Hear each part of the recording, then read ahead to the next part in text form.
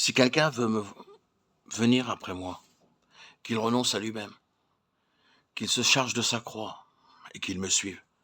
Matthieu 16, 24. Renoncer à soi-même.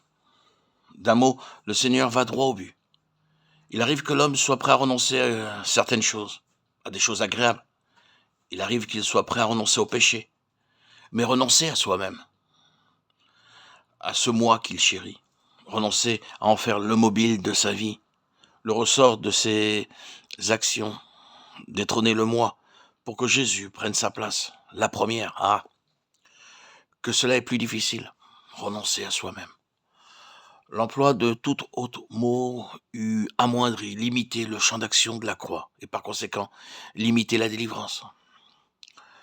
En effet, le résultat ultime de la croix, c'est l'affranchissement de soi-même, la délivrance du moi.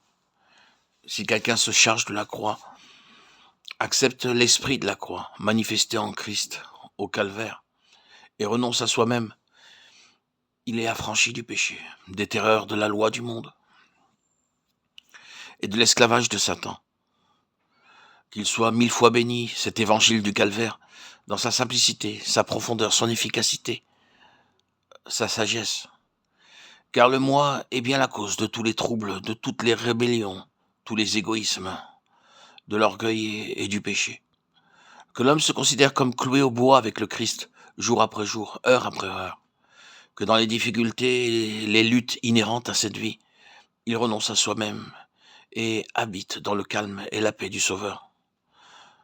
Suivant celui qui l'a précédé dans le chemin de la croix, cet homme suivra l'agneau, non seulement jusqu'au calvaire, mais jusqu'au ciel même, où il partagera son trône. Qu'il renonce à lui-même, qu'il se charge de sa croix, car quiconque voudra sauver sa vie la perdra. Matthieu 16, 24, 25. À 3 reprises, le Seigneur fait suivre son appel à porter la croix de paroles mystérieuses, incompréhensibles pour l'homme naturel. Perdre sa vie pour la sauver. Luc 9, 24. Lorsqu'il parle du grain de blé qui doit mourir pour porter du fruit, il se sert à peu près de la même expression. Celui qui aime sa vie la perdra. Celui qui est sa vie en ce monde la conservera pour la vie éternelle. Jean 12, 25. Jusqu'ici, nous avions renoncé au péché. Tout en nous conservant nous-mêmes, nous n'avions pas vu que le moi dans notre vie s'opposait à l'action du Saint-Esprit, aussi réellement que le péché, et que la vie charnelle, la vie égoïste, celle que nous tenons du premier Adam, s'opposait à la manifestation de la vie de Jésus en nos corps mortels. Qu'est-ce donc que cette vie que l'homme perd en cherchant à la sauver? Qu'est-ce que cette vie que nous aimons au lieu de la haïr, ce qui entraîne sa perte éternellement? Certaines versions traduisent âme au lieu de vie. Saint Paul nous explique ce passage dans quelques lignes de sa lettre aux Corinthiens. Le premier homme, Adam, a été fait une âme vivante, mais le dernier Adam est un esprit vivifiant qui donne la vie.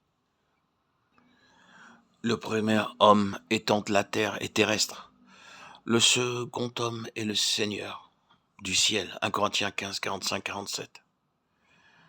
C'est à cette vie héritée du premier Adam et que nous appelons vie charnelle par opposition à celle que communique le Seigneur à ses rachetés, que nous devons renoncer. Et cependant, l'homme, naturellement, aime sa vie propre, son moi. Ils sont partie intégrante de lui-même. Nous l'aimons parce que son domaine est celui des choses sensibles, des choses terrestres, que nous pouvons toucher et voir. Lorsque l'homme commence à marcher avec Dieu, une forte proportion de cette vie propre ou vie charnelle se mêle encore à la vie qu'il reçoit d'en haut.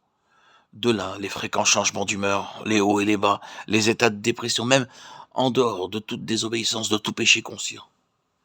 Mais vivre et marcher selon l'esprit, regarder uniquement à celui qui est un esprit vivifiant, nous fait entrer dans ce royaume où la paix est sans limite, où nous connaissons une joie parfaite que rien ne peut ôter, et qui dépasse infiniment toutes les joies éphémères d'ici-bas.